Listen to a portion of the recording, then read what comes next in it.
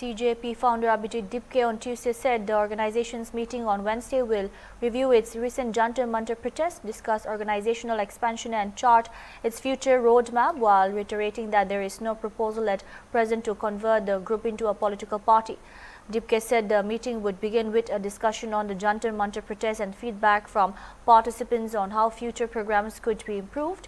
He said the organization would also deliberate on expanding its team and strengthening its presence across the country before deciding its future roadmap.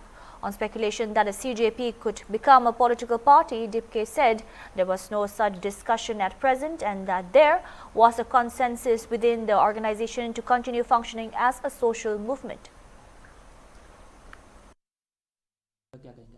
Meeting में तो हम सबसे पहले हमारा जो जंतर मंतर पर prostate हुआ उसमें जो चीज़ें हुई वो डिस्कस करेंगे, कुछ फीडबैक लेंगे हम लोगों से कैसे और इम्प्रूव कर सकते हैं, आगे जाते हुए आगे की करने वाले चीज़ों में हम कैसे और बेहतर तरीके से चीज़ें कर सकते हैं।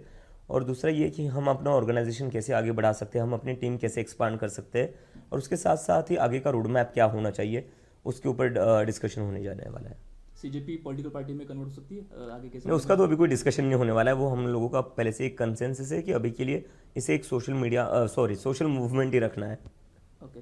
आरएसएस के सरसंघचालक मोहन भागवत इन्होंने कहा है कि जेनजी से स्पेशली जेनजी से इंटरेक्ट होने वाले, उनसे बातचीत करने वाले क्या कहते हैं, क्या कहेंगे आप इसके बारे में, उनके इस विचार? मैं कहूँगा अच्छी शुरुआत है। एटलीस्ट अब कहा जाकर देश के युवाओं ने, चाहे वो आरएसएस के मोहन भागवत हो, नरेंद्र मोदी जी हो या पार्लियामेंट में बीजेपी के एमपी हो, इन लोगों को कहीं ना कहीं मजबूर कर दिया कि अब तुम लोगों को जेनजी से बात तो करनी पड़ेगी।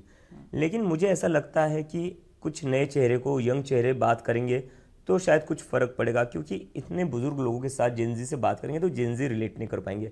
तो अगर मुझे एडवाइस देनी तो मैं एडवाइस यही दूंगा, try to bring some new and young faces and educated faces. इसी को लेकर केंद्रीय मंत्री एसपी सिंह बघेल इन्होंने कहा है कि जेनजी से बात करके जो समस्या है उसका हल निकलेगा, बातचीत होनी चाहिए, उसमें फायदा है। बिल्कुल बिल्कुल, बात करके ही हल निकलेगा ना, और कैसे हल निकलेगा? हम जंतर मंतर पर क्यों बैठे थे? बात करने के लिए बैठे हुए थे, और जैसे ही जेपी नड्डा जी से बात हुई हल निकल गया, रेजिग्नेशन हो गया। ओके, हेच मुद्दे मराठी घेऊया, ठीक आहे। काय सांगाल, उद्या तुमची मीटिंग होणार आहे सीजेपीची, काय नेमका अजेंडा असेल त्या बैठकीमध्ये, काय ठरेल?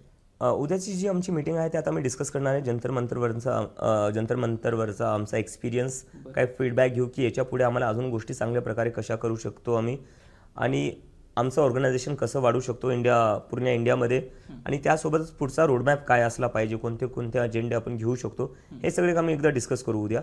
पॉलिटिकल पार्टीचं डिस्कशन काही होणार नाही आहे, कारण की आमचं सध्या कन्सेन्सस बनलेलं आहे की आता आम्हाला एक सोशल मूवमेंटच राहायचं आहे। पुढे जाऊन आम्ही त्याच्यावर काही डिस्कशन झालं तर तुम्हाला नक्की कळू। पण सोशल मीडिया अनेक चर्चा आहेत की सीजेपीने पॉलिटिकल पार्टी व्हावं अशी अनेक जेनजीची इच्छा आहे, ते स्वतः व्यक्त हो, आता जेनजीला म्हणजे रिप्रेझेंट करणारी कुठली पार्टी नाही, त्यांच्या मुद्द्यांवर बोलायला कुठली पार्टी नाही, त्यामुळे त्यांना असं वाटतंय, आणि वी रिस्पेक्ट दोज फिलिंग्स। पण बघू पुढे, आता तर सध्या आमचा फोकस एक सोशल मूवमेंटवरच असणार आहे। आरएसएस सरसंघचालक मोहन भागवत म्हणतात की जेनजी सोबत इंटरॅक्ट ते करणार आहेत, त्यांची बातचीत करणार आहेत। कसं पाहताय त्यांनी अशा प्रकारे एक व्यक्त होण्यासाठी, जेनजी सोबत व्यक्त होण्यासाठी निवडले सध्या? मला वाटतं इट्स अ गुड बिगिनिंग, चांगली सुरुवात आहे।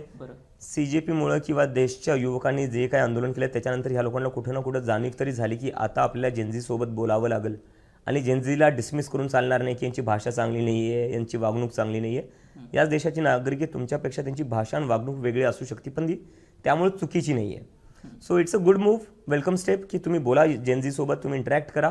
पण मला असं वाटतं की नरेंद्र मोदी असो, मोहन भागवत असो, यांच्यापेक्षा कोणी नवीन चेहरे आलेले, यंग चेहरे आले, ते इंटरॅक्ट करतील तर थोडं बरं होईल। जेनजींना वाटेल की नाही कोणी आम्हाला समजू शकतं। 70-80 वर्षाची लोक जेव्हा 18-19 वर्षांच्या मुलांशी बोलतील तेव्हा ते रिलेटेबल फील होणार नाही त्यांना, असं मला वाटतं।